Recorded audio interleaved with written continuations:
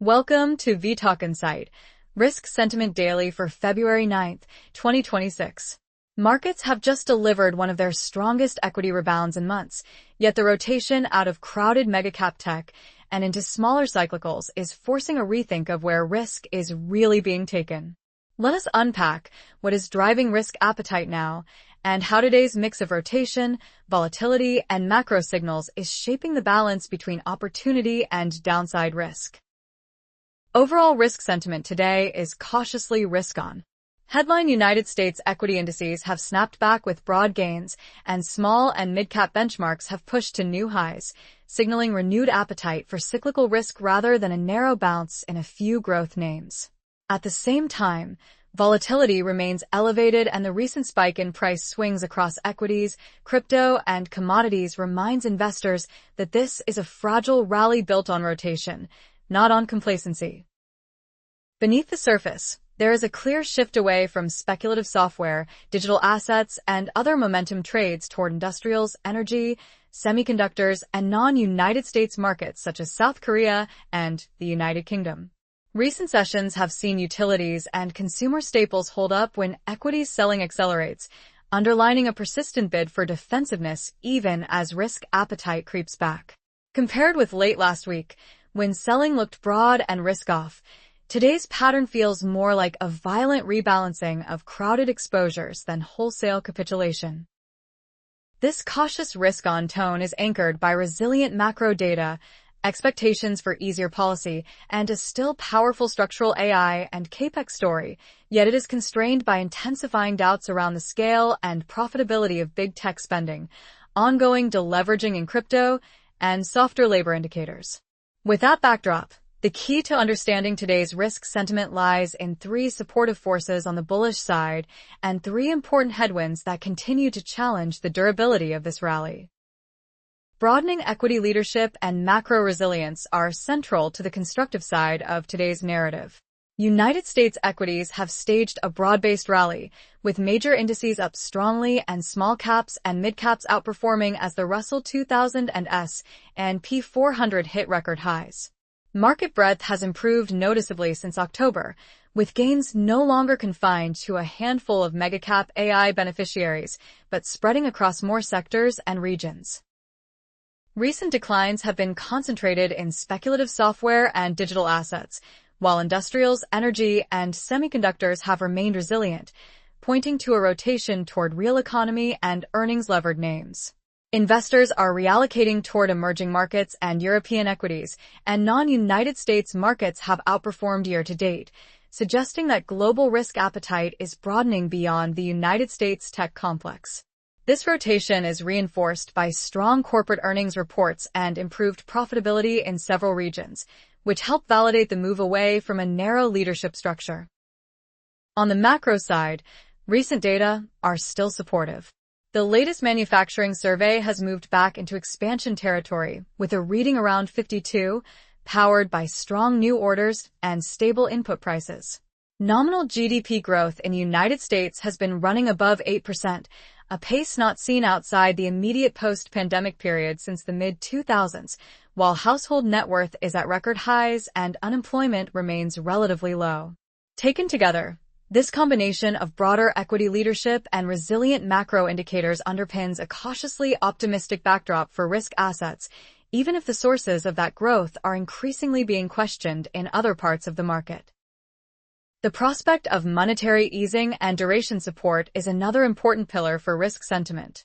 Recent labor market data, from weaker payroll indicators to softer job openings, have prompted markets to bring forward expectations for Federal Reserve rate cuts, with some scenarios now assigning meaningful odds to a reduction as early as mid-year.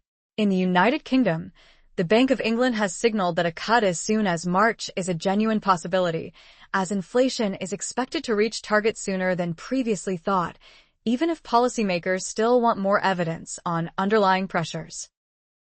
These evolving expectations are being reflected along the yield curve. The curve has been steepening as the front end rallies on the prospect of cuts, while longer-dated yields remain relatively anchored, making duration more appealing than complex curve trades. High-quality fixed income now offers yields in the 5 to 6% range, attracting renewed demand after a period of underweight positioning.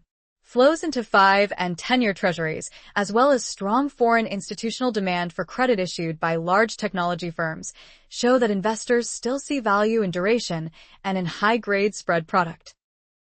This potential easing bias offers a psychological backstop for risk assets, especially for small caps and value stocks that tend to benefit from lower discount rates and easier financial conditions.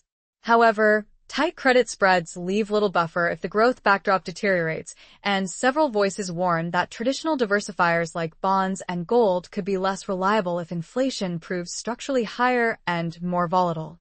The key watch points now are incoming labor and inflation data, which will determine whether the market's optimistic path of gradual easing without a hard landing remains credible. Despite the drawdown in many AI-related equities, a structural AI and capex growth tailwind continues to support the medium-term outlook. AI is already generating tangible returns in digital advertising, commerce, and cloud computing, where data-driven targeting and automation are boosting revenue growth and margins. Major cloud providers have seen strong demand for AI compute capacity, and in several cases, capital expenditure on data centers is backed by pre-committed customer contracts, which mitigates some of the return on investment risk. Tech-driven capital expenditure is estimated to contribute around 50 basis points to United States GDP growth this year, with AI-related investment projected to reach as much as 5% of GDP by the end of the decade. Large technology firms are planning roughly $650 billion of annual capex focused on data centers, chips, and other infrastructure, while similar spending cycles are taking shape across other major economies. This wave of investment is prompting some analysts to argue that current United States growth forecasts of 2 to 2.5% may prove too conservative if these projects deliver even a portion of the expected productivity gains. At the micro level, there is growing differentiation within the AI ecosystem.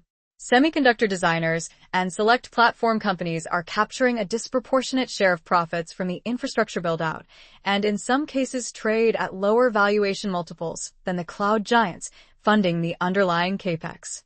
Some software names with strong free cash flow and limited capex needs are beginning to screen as potential value opportunities, even after sharp price declines. Investors remain highly engaged with the theme, as shown by strong demand for both equity and debt linked to AI infrastructure. The focus, however, is shifting from chasing any AI exposure to identifying businesses with durable moats, clear monetization paths, and disciplined use of balance sheets. Set against the structural AI story is a powerful bearish driver: AI capex excess and software de-risking. The S&P 500 software index is on track to lose around $1 trillion in value, with the sector down roughly 17% year-to-date and underperforming the broader market by nearly 30 percentage points over 6 months, its worst relative run in a quarter century. AI tools that commoditize code writing and automate professional services are eroding traditional moats in software, legal, and financial businesses, making it harder for investors to distinguish future winners from losers and fueling indiscriminate selling. At the same time, the sheer scale of AI-related capital spending is unsettling the market. Major United States tech firms collectively plan about $650 billion of capex this year, with one company alone committing $200 billion to cloud and AI infrastructure, even as its growth lags key peers. In many cases, capex growth is outpacing revenue and profit expansion, pressuring margins and free cash flow. Firms are increasingly funding these investments through bond and equity issuance rather than internal cash, raising concerns about leverage, asset quality, and the risk that this proves to be an expensive vintage if demand does not materialize as expected. The stress is not confined to public equities. A wave of software sector buyouts financed at peak valuations with private credit is now being scrutinized as a potentially poor vintage, especially with higher rates complicating refinancing and exit strategies. Some business development companies and private credit vehicles with heavy software exposure have already seen notable declines, highlighting the risk of margin calls and forced deleveraging if valuations fall further. Equity investors are increasingly demanding hard signals such as insider share purchases or buybacks as proof of management confidence, rather than relying on reassurances about long-term AI plans. Until the market sees clearer evidence that massive capex is translating into sustainable cash flows, this de-risking dynamic is likely to remain a key headwind. Cross-asset deleveraging and flight to safety form the second major bearish force. Recent weeks have seen sharp unwinds across popular momentum trades including Bitcoin, gold, silver, and AI-related equities, with some digital assets down around 50% from recent peaks. Thin liquidity and automatic liquidation of leveraged positions on crypto exchanges have amplified price swings, making short-term direction highly unpredictable. Base and precious metals have also corrected from stretch levels, with analysts suggesting that prior prices, particularly for copper and silver, had become unsustainably high relative to fundamentals. As these speculative pockets have come under pressure, traditional safe havens have regained their status. The United States dollar is having its strongest week of the year amid risk-off flows, while treasuries and European sovereign bonds are seeing increased demand as investors seek stability. In equity markets, recent broad declines left only utilities and consumer staples in positive territory on some sessions, underscoring the defensive tilt. Gold, despite recent volatility, is expected to remain supported in the near term by central bank diversification away from the dollar and broader concerns over fiat currencies, adding another layer to the safety bid. This pattern of deleveraging and flight to safety has important implications for portfolio construction. Correlations are behaving in a more traditional risk-off fashion, with the dollar and high-quality bonds outperforming when volatility spikes, while leveraged trades in crypto and high-beta equities magnify drawdowns. At the same time, episodes of extreme moves in thinly traded metals highlight how unreliable some price signals have become under low liquidity conditions. For now, the message from cross-asset price action is that crowded trades and leverage structures remain vulnerable, even as the broader equity market shows signs of resilience and rotation. The final key headwind is the combination of labor slowdown and geopolitical downside risks.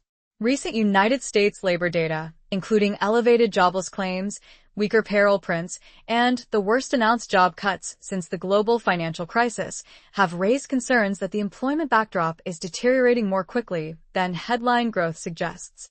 Preliminary estimates point to sizable downward revisions to payrolls over the past year, potentially cutting 60 to 70,000 jobs per month from prior figures, which could unsettle markets once finalized. At the same time, the United States growth story is increasingly reliant on AI-driven investment and consumption by wealthier households. A meaningful equity correction would threaten both engines at once, by undermining corporate confidence in large capex plans and eroding the net worth that has supported high-end consumption. Analysts also note that roughly half of the recent rise in unemployment appears to be structural, tied to AI-related disruption, which may make it harder for displaced workers to re-enter the labor force quickly. Upcoming releases for consumer prices, payrolls, and the annual benchmark revisions are therefore critical catalysts for both growth expectations and policy paths. Geopolitics adds another layer of uncertainty. Tensions between the United States and Iran have pushed oil prices higher and driven energy market volatility to the highest level since prior flare-ups, as tankers race through key shipping lanes and markets price in the risk of targeted military action. Political uncertainty in the United Kingdom is being reflected in higher risk premiums and a sell-off in long-dated gilts, while upcoming elections in Japan are moving the yen and government bond yields as investors reassess the country's fiscal path. Most observers still expect any potential military action to be limited rather than a large-scale conflict, but the combination of geopolitical flashpoints and a softening labor backdrop keeps downside macro risks very much in play. Stepping back, today's risk backdrop is one of cautious re-risking. Equity leadership is broadening and macro data remain reasonably supportive, while expectations for easier policy and a powerful AI-driven capex cycle provide medium-term tailwinds. But the intensity of the software and big tech correction, Ongoing cross-asset deleveraging and mounting labor and geopolitical risks mean that volatility is likely to stay elevated and dispersion high across sectors, styles, and regions. This video is for information only and is not investment advice. Visit and subscribe to vTalkInsight.com for latest interactive market insights.